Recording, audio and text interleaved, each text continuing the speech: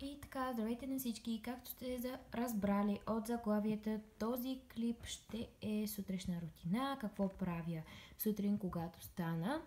Аз съм втора смяна и имам доста време да се оправя сутрин. И ако клипа ви е интересен, продължайте да гледате. Та да, когато стана обикновено, лекото ми изглежда по този начин. Да, но бум! И вълшебството се получи. Леглото се оправи и де наистина да ставаше така. След което си обувам удобните ми пантовки и се запътвам към кухнята, където ще си приготвя закуска.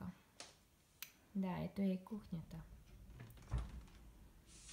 Изваждам си необходимите продукти, с които ще си приготвя закуска.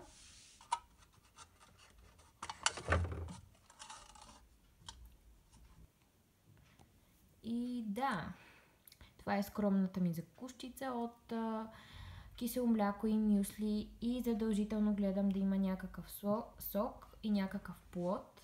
След което се запътвам към банята, в която извършвам следните процедури, като за начало измивам ръцете си с сапуна на течния сапун на балея, който хидратира и прави ръцете ви по-меки и естествено ги почиства много добре. След което почиствам лицето си от всякакви мърсоти и от грима с този лосьон.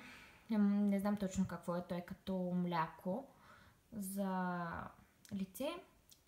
И да, след това решавам да погледам малко телевизия по TLC, любимия ми канал. И се досещам, че имам за учене и започвам с домашните, защото те не са никак малко. Да.